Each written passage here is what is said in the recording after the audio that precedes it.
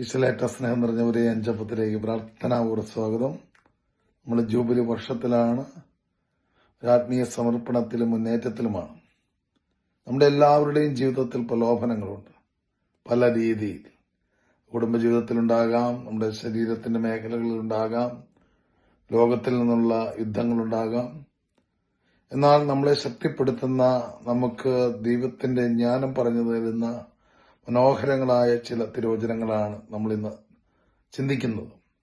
കൊരിന്തോസ് ലേഖനം 1 കൊരിന്തോസ് 10:13 മനുഷ്യ സാധാരണമല്ലാത്ത ഒരു പ്രലോഭനവും നിങ്ങൾക്ക് നേരിട്ടിട്ടില്ല. ദൈവം വിശ്വസ്തനാണ്. നിങ്ങളുടെ ശക്തിക്കതീതമായ പ്രലോഭനങ്ങൾ ഉണ്ടാകാൻ അവിടുന്ന് അനുവദിക്കുകയില്ല. നമ്മളിത് ഉറച്ചു വിശ്വസിക്കണം. എന്റെ ശക്തിക്കതീതമായ പ്രലോഭനങ്ങൾ ഉണ്ടാകുകയില്ല. പലപ്പോഴും നമ്മൾ പ്രലോഭനങ്ങളുടെ മുമ്പിൽ പതറിപ്പോകും, വീണുപോകും. എന്നിട്ട് നമ്മൾ ഒഴിവുകഴിവുകൾ പറയും. പക്ഷെ ദൈവത്തിന്റെ വചനം പഠിപ്പിക്കുന്ന ദൈവം വിശ്വസ്തനാണ്. നമ്മുടെ ശക്തിക്കതീതമായ പ്രലോഭനങ്ങൾ ഉണ്ടാകില്ല. പ്രലോഭനങ്ങൾ ഉണ്ടാകുമ്പോൾ അവയെ അതിജീവിക്കാൻ വേണ്ട ശക്തി അവിടുന്ന് നിങ്ങൾക്ക് നൽകും.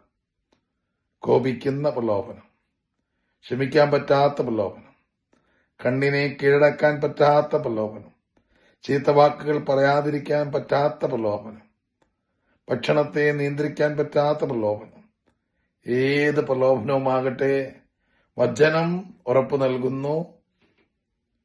അവയെ അതിജീവിക്കാൻ വേണ്ട ശക്തി ദൈവം നമുക്ക് നൽകും. ഇതിൽ നമ്മൾ വിശ്വസിക്കണം. ഇത് നമ്മൾ സ്വന്തമാക്കണം. ഇതിനു വേണ്ടി നമ്മൾ നമ്മളെ തന്നെ വിട്ടുകൊടുക്കണം. ഹല്ലേലൂയ. 2 കൊരിന്തോസ് 10:4 വചനം പഠിപ്പിക്കുകയാണ്. എന്തുകൊണ്ടെന്നാൽ ഞങ്ങളുടെ സമരായുധങ്ങൾ ജഡികമല്ല. നമ്മുടെ സെൽഫ് കൺട്രോളോ, നമ്മുടെ യോഗയോ, നമ്മുടെ ബ്രീത്തിങ്ങോ, നമ്മുടെ എക്സസൈസോ ഇതുകൊണ്ടൊന്നും ഒരു കാര്യമില്ല. നമ്മുടെ സമരായുധങ്ങൾ എന്ന് പറഞ്ഞാൽ അത് മാനുഷികമല്ല, അത് ജഡികമല്ല. ദുർഗമങ്ങളായ കോട്ടകൾ തകർക്കാൻ ദൈവത്തിൽ അവ ശക്തങ്ങളാണ്. ദൈവത്തിന്റെ കൃപ, ദൈവവചനത്തിന്റെ ശക്തി, പരിശുദ്ധാത്മാവിന്റെ സാന്നിധ്യം, കൗദാശിക ജീവിതത്തിന്റെ ശക്തി, ദൈവവചനത്തിന്റെ വെളിപാടുകൾ, ഇവയൊക്കെയാണ് ഇപ്രകാരമുള്ള തിന്മകളെ, അന്ധകാരങ്ങളെ, പ്രലോഭനങ്ങളെ അതിജീവിക്കാൻ നമ്മളെ സഹായിക്കുക. അതിന് നമ്മൾ എന്തെടുക്കണം? കൊളോസസ് 4:2 പറയുകയാണ്, കൃതജ്ഞതാഭരിതരായി ഉണർന്നിരുന്ന് നിരന്തരം പ്രാർത്ഥിക്കുവിൻ. കൃതജ്ഞതയോടെ, ഉണർവോടെ നിരന്തരം പ്രാർത്ഥിക്കുമ്പോൾ ഈ സമരായുധങ്ങൾ നമ്മുടെ കൈകളിൽ വന്നു ചേരും. എല്ലാ പ്രലോഭനങ്ങളെയും അതിജീവിക്കാനുള്ള ദൈവശക്തി നമ്മൾ നിറയപ്പെടും.